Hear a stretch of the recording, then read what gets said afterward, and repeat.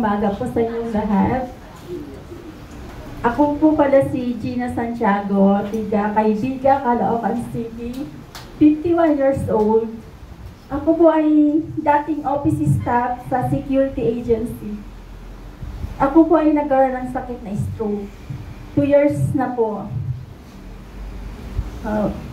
Simula po nung nagkasakit po ako ng stroke kasi na-stress po ako sa trabaho, hindi po sa pamilya ko. Sa sobrang samamon ng loob ko po sa amo ko, hindi ko naman malaya na stroke na pala ako, nawalan ako ng malay. Pumutok po yung ugat sa ulo ko, hanggang sa nakalimutan ko po yung brother husband ko at yung mga anak ko. Na-confine po ako sa hospital, and then paglabas ko po ng hospital, hindi ko na po makilala yung mga kasamahan ko sa church. Ang dami ko pong bisita pero hindi ko po kasi kilala.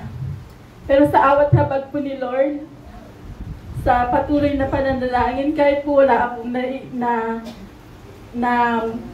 nare-recall sa isip ko noon, sabi ko, Lord, ikaw ang magpaisip sa akin na kilala ko sila. Sa awat habag po ni Lord, alam niyo po, unti-unti pong bumalik yung memory ko. At salamat po sa Panginoon kasi yung asawa ko nakilala ko na po. Hanggang sa nagti-therapy po ako, hanggang sa sabi ko napapagod na ako. Sabi ko ng kapatid ko, ate, huwag kang mapagod. Kaya mo yan. Sa awat habag po ni Lord, unti-unti na po akong, bedridden po ako. Sa awat po ni Lord at sa tulong po ng mga kamag-anak ko, kapatid ko, unti-unti po akong nakalakad. One time po, nasa church po ako sa Soldiers of Christ sa Bulacan. May nagsabi po sa akin na, subukan mo ang Nogabes. Sabi ko, saan yan? Ang sabi po sa akin, sa Bulacan. Sabi ko, ang layo, Caloocan akong umuwi. Din-ignore ko po yun. Kumbaga, dinadba ko po. Hanggang sa, parang patuloy pa akong nagpapatherapy. One time, nag-usap na naman po kami ng kumari ko, ay Mads, mayroon ng therapy daw sa Nogabes. Ay, alam ko na yan, Mads, kaya lang ang layo. Pero yung sabi ni Lord, walang malayo.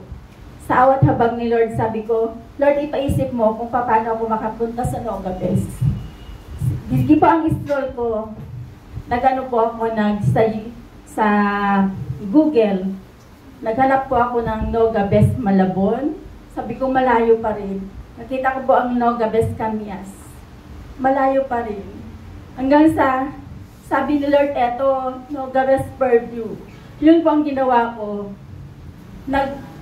Nag-chat po ako sa Nogabes Purview.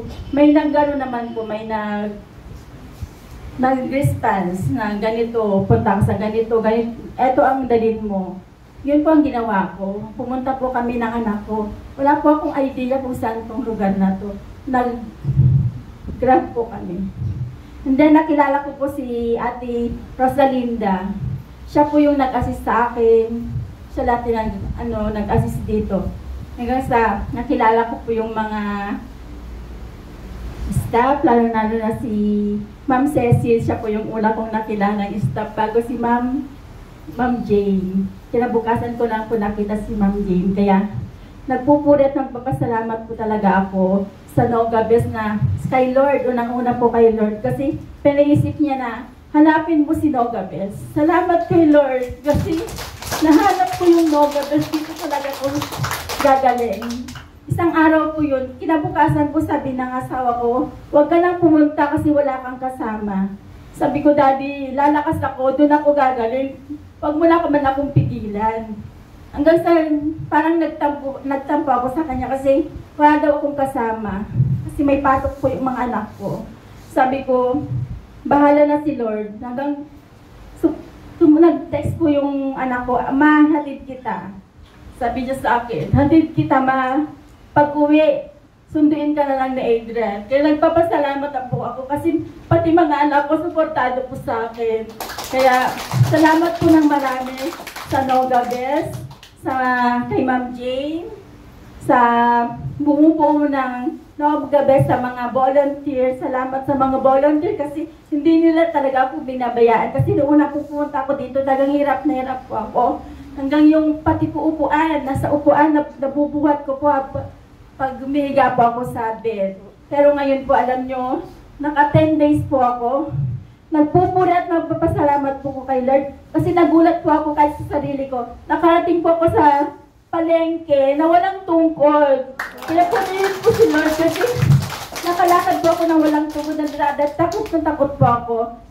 Purihin po si Lord kasi ngayon, kahapon din po, pag uwi ko, pumunta po ulit ako ng palengke. Alam niyo po, wala rin po akong tungkod. Kaya salamat kay Lord kasi talagang pinagaling niya ako. At salamat po kay Ma'am Emma, na may-ari ng Noob Gabi. Kaya salamat po talaga kasi hindi ko po talaga makakalimutan ang Noob Gabi. Kaya sabi ko nga sa asawa ko, pag-iipunan ko na makabili ako kahit anong gadget. Sabi ko sa kanya, kaya salamat sa Panginoon kasi salamat po talaga ang mag-provide ng kailangan natin. Salamat po.